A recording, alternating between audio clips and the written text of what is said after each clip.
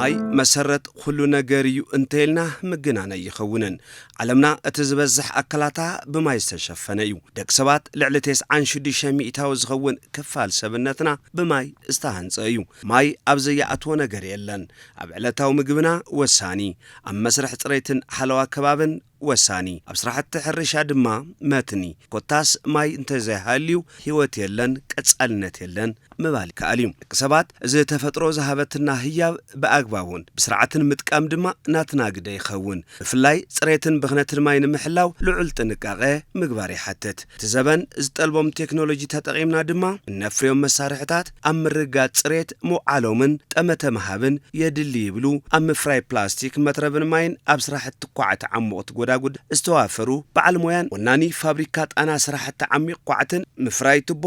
HPPPC ኣይተጸገነት በርሀ ፈለማት ፋብሪካ እዚ ክንቋቁሞ ከለና ቀንደብ ርእስና ሒዝና የዝሓል ዝኸድናታ እዩ ጽሬቱ ዝሓለወ ደረጃኡ ዝሓለወ ምህርቲ ንዕዳጋ ክንቐርብ ኢና እዩ መፍትሒ ክንከውን ኢና እዩ እዚ ንምግባር እንታይ ኣብ ምንታይ ኢኻ ትጅምር ኣብቲ ትመርጾ ቴክኖሎጂ ኣብቲ ትመርጾ ማሽነሪ ይጅምር ማለት እዩ ሶ ንሕና ዝወሰናይ ነገር ካብ ቶም ኣለው ዝበሃሉ ዓለም ቴክኖሎጂ ማሽን ክንገዝእ ወሲና ምናልባት እዚ ኣብቲ ናይ መጀመርያ ኢንቨስት ገበርቲ ኢኒሻል ካፒታል ሪኳየርመንት ዓበየ ነይሩ ምናልባት ሰራሕናዮ ፋብሪካ ምስ ናይ ቻይና መጺቶ ዝኸውን ነይሩ ምናልባት 20% 30% ናይቲ ዘውፃናዮ እውን ምኾነ ግን ንሕና ናብቲ ጽሬት መሰረት ጌርና ስለንኸይድ ኢና ናብኡ ኸይድና ኣብ ከይዲ እውን ብዙሕ ዝረአ ነገር ኣሎ ሕጂ ናይ ፕላስቲክ ብሕልፈ ፓይፕ ወሲድካ ዋላ ካሊእ እውን ፎር ዛት ማተር ትቐንዲ ጸገም ቴክኖሎጂ ዋላ እንተሃለዎ ግን ትጥቀመሉ ጥረቕሓ ፕሮሰስ ትገብረሉ ሜቶዶሎጂ ወር ቴክኖሎጂ ወሰንቲ እዩ ስለዚ ንሕና ቨርጅን ዝኾነ ማቴሪያል ትክክለኛ ዝኾነ ማቴሪያል ካብቶም ትክክለኛ መምረቲ ኢና ቀጥታ ንገዝኦም እዚ ንባዕሉ ወይ ፕሮሰስ ንገብሮም ከም ዝበልኩኻ ደረጃኡ ብዝሓለወ ማሽን ኢናማ ፕሮሰስ ንገብሮ ወይ ነምርቶ እዚ ክትገብር ከለኻ ናይ ባዕሉ ዋጋ ኣለዎ ናይ ባዕሉ ኮስት ኣለዎ ምስቶም ካልኦት ደረጃኡ ዘይሓለወ ጥረቕሓ ይኹን ፕሮሰስ ዝጥቀሙ ሰባት ክትወዳደር ከለኻ ኣጸጋሚ ብዙሕ ግዜ ዳርጋ 10 ሚእታዊ ዓቕምና ኢና ንብል ንጥቀም ግን እንታይ እዩ ሕጂ ክልተ መማረፂ ኣለካ ወይ ከም ሰብካ ኮይንካ ዕዳጋ ዝድለ ይኹን ኢልካ ተራሚስካ ናብ ጽሬት ዘይብሉ ነገር ምእታው እሞ ሰርቫይቭ ምግባር ወይ እውን እንዳእመንካ እዞም ናይ ምሳኻ ዝብል በተለይ ሬጉላቶሪ ቦዲስ ሚኒስትሪ ኦፍ ዋተር ኤንድ ኤነርጂ ስታንዳርድ ዘውፅኡ ሰሚዮም ኣብ ማቴሪያል ሴሌክሽን ኣብ ቴክኖሎጂ ኣብ ኦቨርኦል ስፔሲፊኬሽን ካልኣይ ድማ ናይ ኢትዮጵያ ኮንፈርሚቲ አሰስመንት ኤጀንሲ ወይ ድማ ናይ ጽሬትን ምዘናን ትካል እሶም ድማ ዝምረት ምህርቲ ዝዓዲ ቴስት ገይሮም ፈትሾም መረጋገጽ ዝህቡ እዮም ሶም እዚኦም ክልቲኦም ሓቢርና ክንሰርሕ ኣለና ዝብል ነገር እዩ ስለዚ ንሕና ከይኮንና ናፍቶም ሕማቕ ሰርሑ ዘለዉ ክንወርድ ዘለናስ እቶም ሕማቕ ሰርሑ ዘለዉ ናብ ላዕሊ ንኽመፁ ክንገብር ኣለና እዚ ክንገብሮ ንኽእል ድማ እንታይ ሓደ ናይ ሕጊ ማዕቀፍ ክህሉ ዘለዎ እቲ ዝወፅእ ዘሎ ደረጃን ስታንዳርድን ናይ ጽሬት መለክዒ መመዘንን ረቑሓታት እውን ኢንተርናሽናል ኣብ ዓለም ደረጃ ብዝተቐመጠ መስፈርት መሰረት ንኽፍጸም ንኽትግበር ዓብዪ ጻዕሪ ክግበር ኣለዎ ስለዚ ነዚ ኢና ንሕና እዚ ወርክሾፕ እዚ እውን ምስ ሚኒስትሪ ኦፍ ናይ ማይን ኤነርጂን ምስ ናይ ኢትዮጵያ ናይ ምዘናን መስፈርትን whatever you call them ኢትዮጵያ ኮንፈርሚቲ አሰስመንት ኮይና ኣዳሊናዮ ስለዚ እቲ ሓሳብ ዋላ ንሕና ነምጻእዮ እምበር ንሳቶም ድሕራይ ሓንጎፋ ኢሎም ተቐቢሎም ብጣዕሚ ኢንትረስት እዮም ከም ዝረኣኻዮ ሚኒስተር እውን ስቴት ሚኒስተር ደረጃ መጽኦም ብዙሕ ስራሕ ነይርዎም ሱ ኣማና ገበ መጽኦም ምክንያቱም ናይቲ ስራሕ ናይቲ ዋዕላ እዚ ኣገዳስነት ስለ ዝወለሶ ድዩ ማለት ስለዚ ንሕና ከም ትካል ኣብ ጽሬት ዘለና ፖሊሲ ዘይናቐንቕ እዩ ዋላት ሽያጭና ከምቲ ዝደለዮ ይኹን ግን ክሳብ ቢዝነስ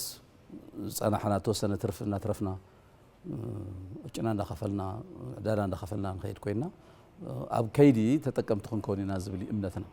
نستفلالو هالكن نفريم وتصيت فابريكا زخونو التاوت صريتهم زحلون درجهم زمتن المخانو عمقو تصارن افلطو مهابن طمته غير السرح تكال تسمع معنتن مزنان ابصفتن صريتن كنواغ يبلنان كبلا وانا دايركتور تكال زخونا ويزرو معازابرا كمزيبلا مزنا درجت يتسمعمنت مزنا አገልግሎት ነው የሚሰጠው የፍተሻ ላብራቶሪ አገልግሎት ትካል ግልጋሎት ምዘናን ተስማዕ ማዕነትን ግልጋሎት ላብራቶሪ ፍተሻ ሰርቲፊኬሽንን ከምኡውን ግልጋሎታት ኢንስፔክሽን ይህብዩ በቀንዱ ምርግጋጽ ስራሕቲ ግልጋሎት ፍርያታት ጽሬትን ይሰርሕ እዚ ወርክሾፕ ብፍላይ ማይ ዝመሓላለፈሎም ቱቦታት ኤችዲ ፓይፕስ ብዝምልከት እንታይ ዓይነት ቴክኖሎጂታት ክንጥቀም ከም ዝግባእ ዝተዛተየሉ እዩ ምክንያቱ ንሕናውን ኣብ ከይዲ ፍተሻ ንሪኦም ውጽኢታት ኣለዎም በዚ ድማ ኣብ ሃገርና ዝህነጹ ዝተፈላለዩ ፕሮጀክትታት ንዘላቂ ልምዓት ኤችዲ ፓይፕ ብፍላይ ኣብ ዘፈር ልምዓት ማይን ስራሕቲ ህንጻታትን ጽሬት ወሳንነት ኣለዎ ጽሬቶም ክሕለው ኣብ ምግባር ካብ መረጻ ቴክኖሎጂ ጀሚሩ ዘለው ናይ ዲዛይን ዓይነታት ቴክኖሎጂ እንታይ ክኾኑ ኣለዎም ክሳብ ሕዚ ኣብዛ ዓውዲ ዝተሰርሑ ምፍራይ መጽናዕትታትን እንታይ ይመስሉ ብትካል ምዘናን ተስማዕ ማዕነትን ኢትዮጵያውን ዝወጹ ዝተፈላለዩ ውጽኢታት ፍተሻ ስለዘለው ኣብቲ ዘፈር ዘሎ ጽሬት ፍርያት ዝሕሸን ምግባር ንምርግጋጽ ክንጥቀመሎም ዝግብኡ ቴክኖሎጂታት መለክዕታት ጽሬት ዘተን ምግባርን ኣብቲ ዘፈር ዝረኣዩ ክፍተታት ንምቕራፍ ዕላማ ዝገበረ እዩ እዚ ንዝተፈላለዩ ተቆጻጸርቲ ኣብያተ ዕዮ ዝተፈላለዩ ፕሮጀክትታት ንዘሳልጡ ትካላት መንግስትን ውልቀን ኣብቲ ዘፈር ግንዛበ ንኽህልዎምን ፓይፕ ንዝተፈላለዩ ስራሕቲ ፕሮጀክትታት ኣብ ዝመርጹሉ እዋን ግንዛበ ረኺቦም ዝሕሸ ቴክኖሎጂ ጽሬት ዘለዎ ፍርያት ንኽጥቀሙን ግንዛበ ንምፍጣር ዝዓለመ እዩ ደስ ዝበሎ ሰብ ኳሊቲ ቼክ ገብር ደስ ዝበሎ ሰብ ስኢል ይሰርሕ ሶ ኣፍቲ ኳሊቲ ቼክ ዝግበር ኮስት ኮምፕሮማይዝ ትገብር ኢኻ ናይ ግድን ምክንያቱ ሰኒዕኻ ይሰርሕኒ ኢኻ ገንዘብ ስለትኸፍል ስለዚ እዚ ማዕረግ ንመጽእ ሕድ ፋብሪካ تيس خبرالله نوعهم تمزنا عاملون لما عم تسترخبون إذا أخمي مزن نجارات نمرين بقبلون كلهم صناعاتنا ويكا أفت ستاندردون آتي أفت ستاندردون إندبندنس نايمن قستي مبقات مرجعاتي زي ترجعاتها تتسرحوا تحتات النت الله يزبل therefore تلص إن عكالون نيجدن السوق جبر كم دلو اتمان فاكشر بعلون سو خلتي يوم زياتهم نوعون مقار فيل تجرم صباح نوجا أبز مز شجر يا تحتاتنا من الرجعات قليل يزهون سلازي نسلسي أكل بحدهم تدليون تاعي نسلسي للتمت تجايل لاين نت مانيفاكتشر نتمتي نتي صناعات نت بقعت مرجعات نتمتي بوانا نتكلين نتبعلونا نتمتي لازم كلهم أكلات تتمثل لزخنة بس مسألتي بسلسي تقناجيو أفلتو أتقال جنزابين مهاب زي وعلى استجبر أما أتو كم زحبرنايو ماي متكأتان مدارج تنزيبلو مسرت هلاو هيوتاويان بمقانو نزي بأقباون متكام أبي مبس أحقنا أبقل قالو تنموعل نتكاملو مناوتي فلما النفري اللوم تراقحا انتقتل بتمرتن بوين استحقز مصنعة زعبللو سراحة ديزاين حلف فنت بالدما أبن نقبرو انستاليشن عزرقحا صفتن تناوي كام سراحن وساني يبلو أما خاري منيستر ماين إنرجنز غنو إنجنير محاري قبر يوحنس زي تاي توان علامو حزي أنا أب ماين إنرجي ناي كوب منستر ما خارهون يسرز لهم مالتي so تي منستر مسرابيت guideline national guideline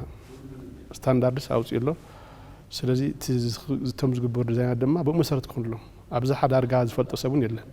حزب زجاج أميت أنا بزدله حد كابتن ما إثيوبيا زلوا leading manufacturer بزحات ما سلت للحمسة زخم كامبين تطلو مساعتهم تحاز سرحي زون سنة مس مسرابيت زوجنا عم صناعتي يو بروديز جبر لذي تم زمرتوت مهرتون أبايتها مثلا كجلجلين لايك إثيوبيا ببيلنا زوج أرجنزة بإنفست كبزد الأبناء ما يسرحت تعال واتر فور أول زبل جول على ما يمنجستي so مالتها بيلين ما بزوج تفتح بيلنا إنفست ناتجبره تي وتسيتها بايتا جزفت شجرة سزرة نزل مقراف نتي ناي طال لا أفلت أنا ما تايم مثل تجايل لنا حد مانيفاكتشر يدخون حد أصنع أكل مهندس تم معت كونسلتانت مثلا حزب ناي منجست إنجينير كوربوريشنات كم ناي قل كونسلتانت من مخرتي كونتراكترات سبلايرات مانيفاكتشرات يوم تقدموا so إذن تاي كلهم حد جنزاوي سيدهم تعيد عنا زلوا مستي منجست زف جنزب نعزمتن ስራሕ ንምስራሕ ኣጠቃሊ ግንዛቤ ንምሃብን ጋይድላይኑን ሰብ ፍሪሊ ብነፃ ኣብቲ ናይቲ ሚኒስትሪ መስራት ዌብ ፔጅ ስለዘሎ ዳውንሎድ ገይሩ ክትጥቀመሉን ከም መስርሕ ንባዕሉን ፅባሕ ንጎ ዝኾነ ዓይነት ተሓታትነት ተመፅኡ እታ መፍትሒ ትኾን ሌጋል ኢሹስ ማለት እዩ ብኣ ዘይከደ ማኒፋክቸረር ይኹን ዲዛይነር ይኹን እገለ ናይ መንግስቲ እገለ ከምዚ ዝበሃል ነገር ኣይሰርሕን እታ ጋይድላይን ናይ ግድን ምትዓረቕ ስለዝኾነት ኣፍልጦ ንምሃብ ገለገሊኡ ሰብ ዘይፈልጠሉ ከምቲ ዝረኣኻዮ ኣብዚ ወርክሾፕ ስኢሉ ብናይ ባዕሉ ዲዛይን ገብር ፅባሕ ንጎ ካብቲ ስታንዳርድ ወፃእቱ ኮይኑ ተሓታቲ ንምፍላይ እውን ስለዝጠቅም ኣጠቃሊ ግንዛቤ ንምሃብ ዝተዳለወ ወርክሾፕ እዩ ማለት እዚ ዘፈር ልዑል ካፒታል ዝሓትት ጥራሕ ዘይኮነስ ዝለዓለ ካፒታል ዝፈሰሉ ዓውዲ ምስቲ ምዃኑ ፋብሪካ ጣና ስራሕቲ ዓሙቕ ኳዕቲ ማይን መፍረይ ፋብሪካ HPPPC መትረብ ማይ ኢንጂነር እፀገነት ትካሎም ኣብ ከመይ ኩነታት ኮይኖም ከም ዘጣየሽዎን ዛጊድ ዕድል ስራሕ ምፍጣር ኮነ ዝኸድዎ ክያዶን ኣብ ከባቢ ሓለዋን ዘለዎ ጽኑዕ እምነትን ብኸምዚኦም ዝገልጽዎ ፈለማ ኣብቲ ናይ ከባቢያዊ ብኽለት ምስቲ ኢንቫይሮንመንት ተታሒዙ ትካልና ሓደ እቲ ዝወፅእ ተረፈ ምህርት ዝብክል ኣይኮነን እንደገና እውን ጥሒንካ ናብ ጥቕሚ ዝውዕል ነገር እዩ ንሕና ከም መጠን ዘለና ክሳብ ሎሚ ዘለና ፖሊሲ እቲ ስክራፕ ንብሎ እቲ ተረፈ ምህርት ጥሒንካ ናብኡ ምእታው ኣይ ፖሊሲና እንታይ ኢና ግን ንገብር ንእስንእስ ዝበሉ ትካላት ኣለዉ ንሱ ዝጥቀሙ ንሱ ንሸጠሎም ካሊእ ብፈሳሲ ይኹን ብካሊእ መልክዕ ዝወፅእ ከባቢ ዝብክል ነገር የለን ኣብቲ ናይ ፒቪሲ ዝወፅእ ሓደገኛ ዝኾነ ጋዝ ነገር ኣሎ እሱ ድማ ፕሮፐርሊ ትሕቲ መድሬት ተቐበረ ገን ኣሎ ናብኡ ከም ዝፈሲና ንገብሮ ንሱ ክመልእ ከሎ ብግዚኡ ክሳብ ሎም ካብ ብዙሕ ኣይመልእ ብዙሕ ኣይኮነን ትዝብል ንሱ ፕሮፐርሊ ኢና ዲስፖዝ ንገብሮ እና ናይ ኢንቫይሮንመንት በዓል ስልጣን እውን እዚናትና ርዩ ሰርቲፊኬት ለና ስታንዳርዱ ሓሊና ኢና ንኸይድ ምስቲ ናይ ሶሻል ሪስፖንሲቢሊቲ ተላዒሉ ወይ ተኣሳሲሩ ዝተላዓለ ሕቶ ትካልና ብዝተኻእለ መጠን ብዙሕ ደገፍ ይገብር እዩ ቅድም ክብል ኣብ ትግራይ እውን ሓደ ኤሌመንተሪ ስኩል ቀዳማይ ደረጃ ቤት ትምህርቲ ሰሪሕና ሕብረተሰብ ረኪብና ኢና በብእዋኑ ዘጋጥም ናይ ናውቲ ሕፅረት ናይ ተምሃሮ ብሕልፈት ትምህርቲ ብዙሕ ደገፋት ንገብር ኢና ውሱን ናይ ተፈናቐልቲ ምሕጋዝ እውን ንገብር ኢና ካሊእ ምስቶም ኣብቲ ከባቢ ዘለናዮም ናይ ክፍለ ከተማ ናይ ኣቃቂ ቃሊቲ እውን በብእዋኑ ዝግበሩ ናይ ሓገዝ ጠለባት ኣለዉ ዝማዕዲ ማጋራ ዝብልዎ ናይ ኣረጋውያን ገዛ ዝፈረሶም ንምጥጋን ይኹን እቲ ከባቢ ሓለዋ ዘሎ ፖሊስ እቲ ከባቢ ፀጥታ ኣብ ምጥንኻር ይኹን እውን ሓገዝ ንገብር ኢና ምስኦም ሓቢርና ንሰርሕ ኢና ናይ ስራሕ ዕድል ክንጅምር ከለና ዝነበረና 10 ዘይንመልእ ሎሚ ዳርጋ ናብ ልዕል 350 ከባቢ ሰራሕተኛታት ኣለውና ቀዋምን ብግዚኡ እናተመላለሱ ዝሰርሑ ካብ ብጣዕሚ ዕርዩ ክእለት ዘለዎ መሃንዲሳት ጀሚሩ ናይ ፕሮጀክት ሰባት ናይ ፋይናንስ ናይ ሎጂስቲክስ ብዙሕ ሰባት ተጠናኽረለና ብሕልፈት ቴክኒካዊ ዝኾነ መዳይ ብዙሓት ሰልጠናዮም ኣሎ ከም ትካል ድማ ናይ ባዕልና ዓቕሚ ኣብ ምዕባይ ካብ ንእሽተይ ጀሚሮም እናተተኻኽኡ ዝወፅሉ መስርሕ እውን ዘርጊሕና ምትኽኻእ እውን ኣለና እዩ መጀመርያ ንኣብነት ዘምፃናዮም ቆልዑ ነይሮም ካብዚ ናይ መቐለ ናይ ቀላሚኖ ኣብዚ ናይ MIT ተማሂሮም እቶም ክልተ እኳ ያው ማስተርስ ከይዶም ኣሎ ኦልሬዲ ኣብ ኣውሮፓ እቶም ተረፉ ዘለውና ግን በቃ ንሳቶም ቴክ ኦቨር ገይሮም ዳርጋ ዝሰርሑ ዘለዉ በቃ ቴክኖሎጂ ብጣዕሚ ክኢሎም እዮም ጎበዛት እዮም ክሳብቲ ናይቲ ሜንቴናንስ ናይቲ ትካል ማኔጅመንት እውን በቂዖም ኣለዉ ካብ ፍሬሽ ግራጁዌት ምፃና እዮም ማለት እዩ ስለዚ ኣብ ዕድል ምፍጣር ፅቡቕ ኢና ንነጥፍ ብኸምኡ ክወሰድ ይከኣል እዩ ብግብርና ምኽፋል ድማ ብእዋኑ ኢና ግብርና ንኸፍል ኣሰራርሓና ናይ መንግስቲ ቅርሺ እንደልን እናትና እውን ንህብን እዩ ስለዚ በቲ መስርሕ እዚኡ ኢና ንኸይድ بحالة منستر ماين إنرجين بتكال تسمع معنة مزنان إثيوبيا كمون بفابريكات أنا سرحت تقعتي عمي قرقواد ماين أبستدالو مدرخ معتر جنزابة استرخو سومويان كونتراكترات دما مسرحت ماي تأساسيرو زلو للمتاتن تموكرتاتن كم زبالي قلتوا أبناي مستماي كرم مستماينا أبناي مسنو سبيشالي مسناي والكايت مسناي ከተማታት ተኣሳሲሩ መብዛሕትኡ መጽናዕቲ ኣብ ይነጥፍ ትካል እዩ 00 ያው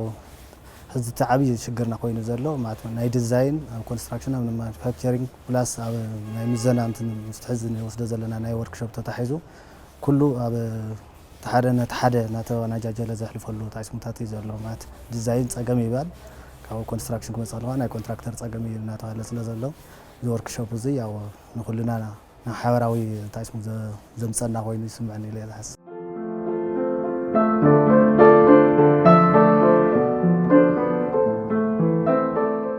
ብፍላይ ናትና ናይ ኮንስትራክሽን ትካል እዩ ናይ መስተማይ መስኖ ወንሰርሕ ብፍላይ ምስቲ ናይ HDP ፓይፕ ጣና ድሪሊንግ ኤንድ ፋክተሪ ዝብል ምስናትና ናይ HDP ስራሕቲ መብዛሕትኦም ናይ ወተር ሰፕላይ ወይ ከዓ ናይ መስተማይ ስራሕቲ HDP ፓይፕ ኢና ንጥቀም እንዲያውም ሓደ ዓሚልና እዩ ነይሩ ኣብዚ ሕዚ እዋን ንእሽተይ ምስ ዘሎ ኩነታት ማይ ብምበር ስለዚ እቲ ወርክሾፕ እዚ ንዓና ብፍላይ ካብ ፋብሪካ ጀሚሩ ምስ ዲዛይን ኣብ ናይ ኢንስታሌሽን ወይ ከዓ ኣብ ዝርግሐ ዘለው ክኾኑ ዝግብኦምን ክፍተታትን እዚ ነፂሩ ዘቕረበ ስለ ዝኾነ ንዓና ብፍላይ ከማይ እውን ከምቲ ናይ ኮንስትራክሽን ትካል ዝመርሖ ዓብይ ትምህርቲ ንፅሬት ንሓዋሩ እውን እንዕብየሉ ወይ ከዓ ዝዕበናሉ ወይ ከዓ ፅቡቅ ነገር ዝወሰድ ኩሉ ኢለ ዝሓስብ ኣብ መወዳእታ ጥሙር መልእኽትን ሓሳባትን ኣብዚ መድረኽ ዝተሳተፉ ወገናት ብዝህዎ ምክረ ሓሳብ ክንሰናበተኩም መንግስታችን እንግዲህ ሀገር በቀል ሪፎርም መንግስትና ሀገር በቀል ሪፎርም በመጀመር ብፍላይ ኢኮኖሚ ሀገርና ቀጻልነት ንኸለውን ዘላቕን ክኸውን ጽሬት ቀንዲ ጉዳይ ኢሉ ኣብ ዝሓለፉ ዓመታት ሰፋሕቲ ስራሕቲ ከሳልጥ ጸኒሑ እዩ ኣብ 2017 በጀት ዓመት ብብርኪ መንግስቲ ልዕሊ 8.2 ቢልዮን ብር ወጻኢ ዝተገበረሉ መንደር ጽሬት ተጣይሽ እዩ እዚ እውን ብፍላይ ናብ ውሽጢ ዓዲ ዝኣቱ ፍርያታት ጽሬቶም ንኽሕልው ዝተፈላለዩ ናውቲ መፈተሽታት ተዋቒሮም እዮም ንደገ ሰደድ ዝግበሩ ፍርያት ኣብ ዕዳጋ ውሽጢ ዓዲ ኾነ ኣብ ወጻኢ ተወዳዳርን ተመራጽን ንክኾኑ ጽሬቶም ተሓልዩ ንከፋርዩ ሰፊሕ ኢንቨስትመንት ተሳሊጡ እዩ ኣብ ላቦራቶሪታትን ምብቃዕ ሓይሊ ሰብን እውን ብሰፊሑ ይስርሐሉ እዩ ዘሎ ትካል ምዘናን ተስማዕማዕነትን ኢትዮጵያ ካብ ዝተፈላለዩ ዘፈራት ማለት እውን ብምግቢ መስተ ኮንስትራክሽን ኤሌክትሮኒክስን ዝበሉ ልዕሊ 400 ፍርያታት ምፍታሽ ዘኽእል ላቦራቶሪታት መፈተሺ ተዳልዩ እዩ ኣብዞም ላቦራቶሪታት ንመስተ ዝውዕል ማይ እውን ጽሬቱ ሕልው ክኸውን ዘኽእሉ ስራሕቲ ይስርሐሉ እዮም ኣብ ዝተፈላለዩ ዘፈራት ዝተዋፈሩ መፍረይቲ ትካላት HDP ክኸውን ይኽእል ንኮንስትራክሽን እታወታት ዝኾኑ ፍርያት ከም ሲሚንቶ ቆርቆሮ ሓጺን ዘፍርዩ ትካላት ድማ ዘፍርይዎም ፍርያታት ብዝተቐመጠሎም መለክዕ ጽሬት ምዃኑ ብምርግጋጽ ሰርቲፋይ ንገብሪና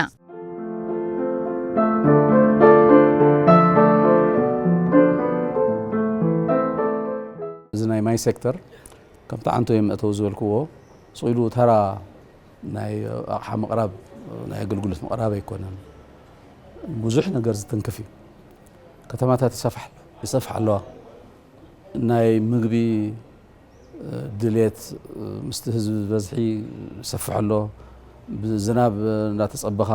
ሰማይ እናጠመትካ ዝግበር ናይ ሕርሻ ልምዓት ኣየዋፅን ናብ መስኖ ክንኣቱ ኣለና ከተማታት ምስፍሕን ህንፃታት ይስርሑ ኣለዉ እዞም ህንፃታት እዚኦም ደረጃኦም ዝሓለዉ እታወታት ይደልዩ ስለዚ ብጠቕላላ እቲ ማይ ሴክተር ከም ሓደ ዓብይ ሕብረተሰብ ዘገልግል ሶሉሽን ወይ ፍታሕ ተወሲዱ ክረአ ይግባእ ነዚ እውን ጽሬት ከም ኣገዳሲ ነገር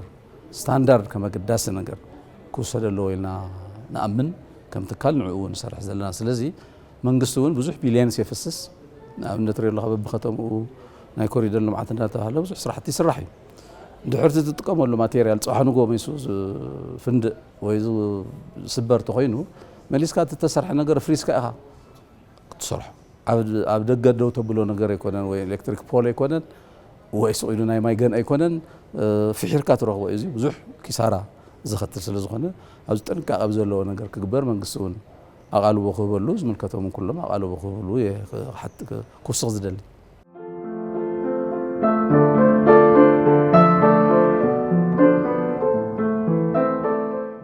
ወርክሾፕ ታዩ ካብ መምራቱ ጀሚሩ ካብ ጥረቅሓ ሓደ ፋብሪካ ብፍላይ መብዛሕቱ ናይ ጣና ድሪሊንግ ኤንድ ኢንዱስትሪ ዝብል ኣብ ናይ HDPE ፓይፕ ወይ ከዓ ቱቦታት መምራት ዝሳተፍ እዩ ዝሕዝ ግዜ ቀደም ናይ ኳዕቲ ስራሕቲ ይሰርሕ ነይሩ ሓሚልና እውን ስለዝነበረ ስለዝፈልጦ ሕዚ ከዓ ዕብዩ ናብዚ ተበፂሑ ኣሎ ሕዝብቲ ናይ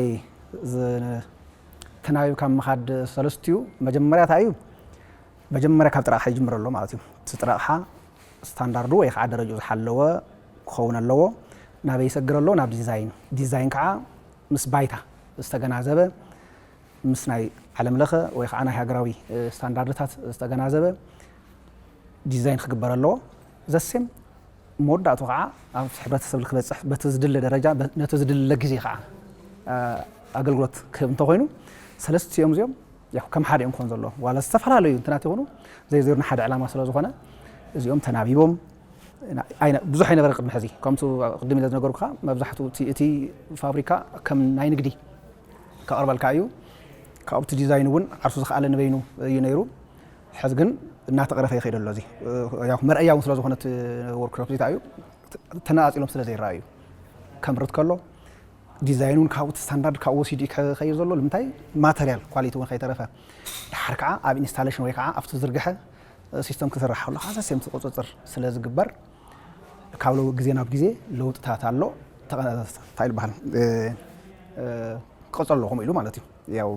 እናተመሓየሽ ክኸይድ ኣሎ እዚ እንተገይርና ከዓ ሙሉእ ዝኾነ ኣገልግሎት ነቲ ፕሮጀክታት ዝተዓለመሉ ዓላማ ይውዕል ያው ሕብረተሰብ እውን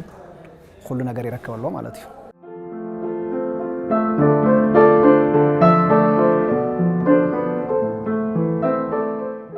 ዋና ትኩረት ዘይወሃወት እዩ ኣብ ዲዛይን ይወሃወን ኣብ ኮንስትራክሽን እዩ በዝሕ እንታይ ስሙ ኢንቨስት ዝግበር ኣብ ዲዛይን ይሽተ ይግበር ድሓርቲ ዋና ግን ተመሊሱ ባክ ጉዳት ዝመጽእ ተመሊሱ ናብ ናይ ዲዛይን እዩ ዋላው ዚዓንተው ነፍቲ ወርክሾፕ ዝረአ ዝነበረ እቲ ናይ ዲዛይን ፕሮብለም ነፍቲ ናይ ኮንስትራክሽን ከይዲ ፌስ ዝገብረና ዘለሞ ንሱ መጀመርያ ኣብ ግራውንድ ዘሎ ታስሙ ግዜ ናይ ምሃብ ሕፅርካ ዲዛይን ሕዚ ሾርት ተርም እዩ ናይ ክልተ ወርሒ ሓንቲ ወርሒ ተዋና ዓብይ ፕሮጀክታት ስለዚ ንሱ እውን ስኬል አፕ ዝግበር ኣሎ እቲ ግዜ ዱሬሽኑ ንውሕተ ዝብል ያው እቲ ናይ ዲዛይን ጽፉፍ ይኸውን ድሓር ኮንስትራክሽን ማይነር ኤረር ታሃልዩ ንምስተኻል ይካል እዩ ማለት እዩ